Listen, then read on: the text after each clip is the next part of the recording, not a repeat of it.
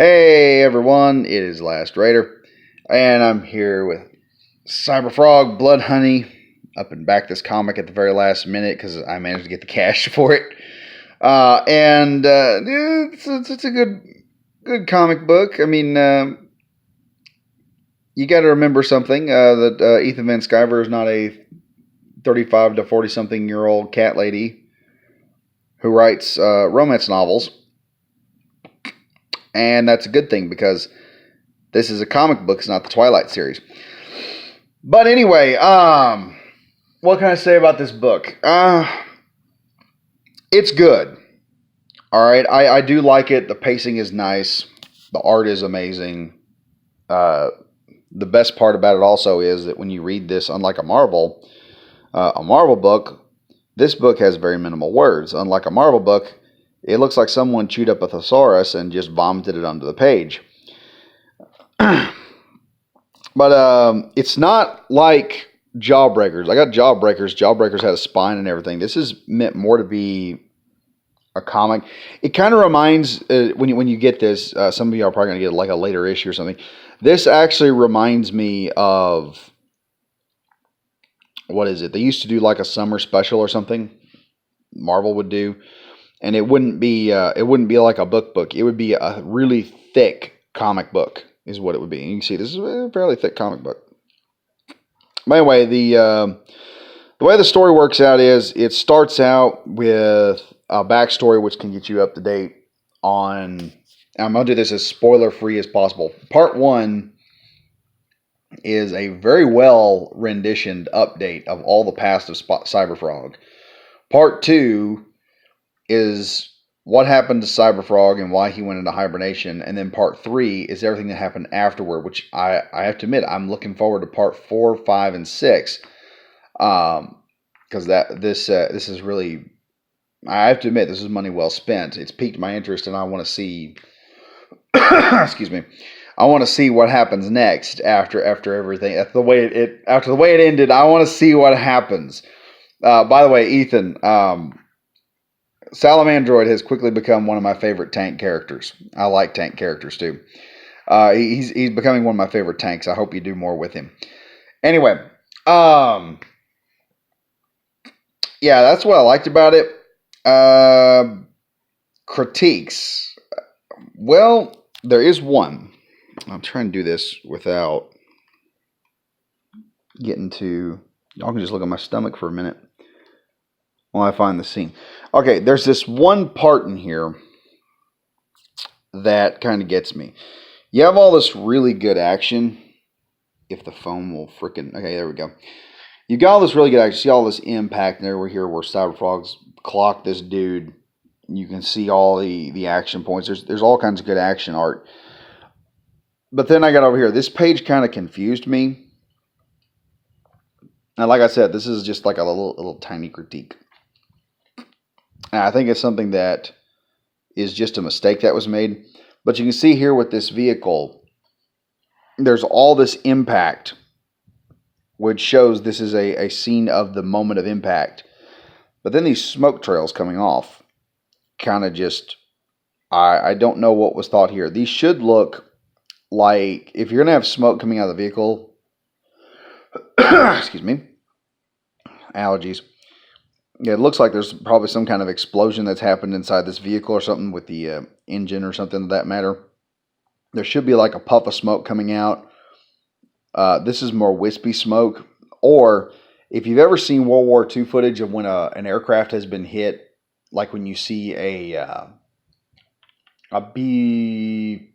flying fortress get hit in the engine, you'll see it get hit and the smoke. You'll see the fire shooting, and then it comes off in these nice straight like trails coming off, almost smooth. This is, and the thing that throws me off about this one scene, and I think it's just really a mistake, but it's something I'm going to just critique so Ethan can look for it later, is that everything else about this scene, from Salamandroid slamming this thing down in here to the moment of impact, is a present impact moment, whereas the smoke coming out is more post. This car has been sitting here for about 5-6 minutes, and smoke is, just nice and easily just wafting out here. off that way. That really is my only real critique. But like I said, it's probably one of those things. I'm not an art expert or nothing, but it is one of those things that I'm just looking at and I'm like, that kind of throwed me off with this whole scene right here. I mean, this was all going good. I was just reading through this as fast as I could, just absorbing the art, and then I hit this page. I was like, okay, what is going on here? Because it kind of broke my concentration. It kind of broke the immersion I had in the story. But other than that, it's like I said, this is like a tiny critique. I think it's just something that is missed because, and I'll tell you why. It is created, written, and illustrated by Ethan Van Sciver, meaning Ethan Van Sciver has done a whole lot on this book. Man, allergies are getting to me right now. Ethan Van Sciver did a lot on this book, and I think that might have been just a mistake. If you wanted to fix it, here's a suggestion. And this is just my 2 cents on things. What Ethan could do to avoid that, to avoid doing like the time dilated smoke right here, which is ahead, which is like 5 minutes into the future. Future smoke, that's what we'll call it, future smoke. The way you can stop future smoke from happening probably is just provide like a really premium edition for base price. In other words, a chromium edition book, but release all the line art so people can, so like just up to like 10 or 15 people. It doesn't have to be like a major price point. Set it up to a first come, first serve with the intent of having everyone tell you what they didn't like about the art. And then have just have like tiny little small critiques. Like I said, this here was it's just a small critique that I just looked at and it just kind of caught my eye. Like I said, the smoke, if it's been coming out of the vehicle, it should be strafing off and just adding to that moment of impact, which the moment of impact and everything is really good. You could take the smoke completely out and it would be awesome. But like I said, maybe offer like a premium edition for like the chromium issue for $25 with all the fixings to like, I don't know, like 5 people, and tell them that the purpose that by getting this edition, you're agreeing to critique the book, all the illustration, just do like crowdsource art editing.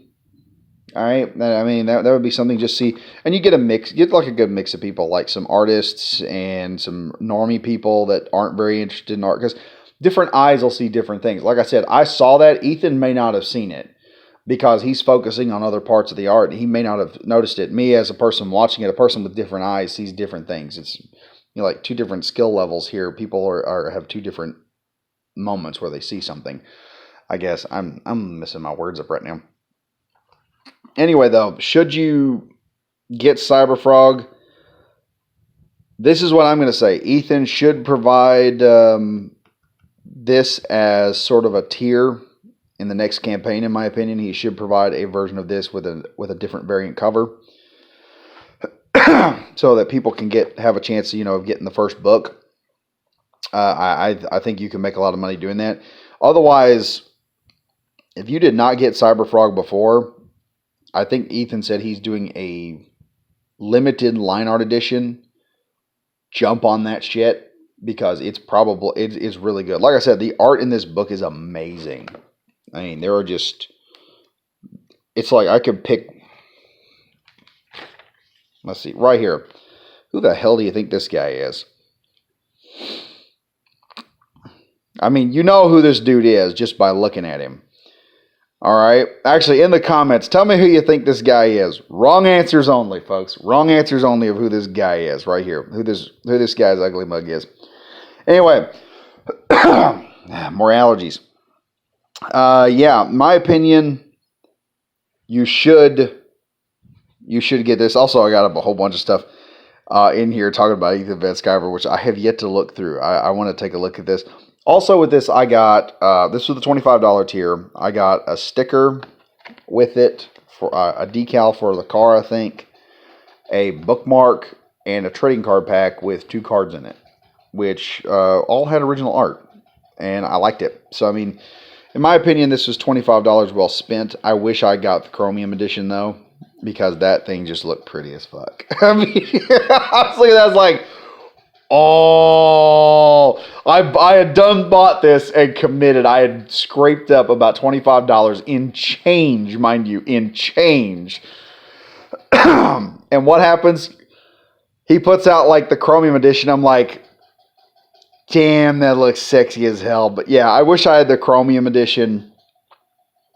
But other than that, I need to find the original Cyberfrog issues. Actually, Ethan, that's what you should do. Here's something. $300 tier for the next Cyberfrog campaign. Original Cyberfrog Blood Honey with variant art.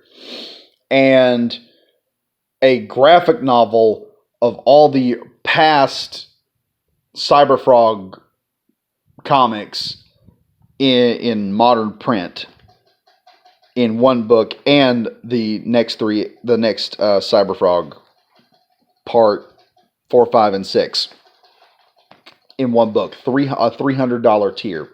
I would pay $300 for that if I had $300. Anyway, I hope you guys enjoyed the video. Leave a like, comment.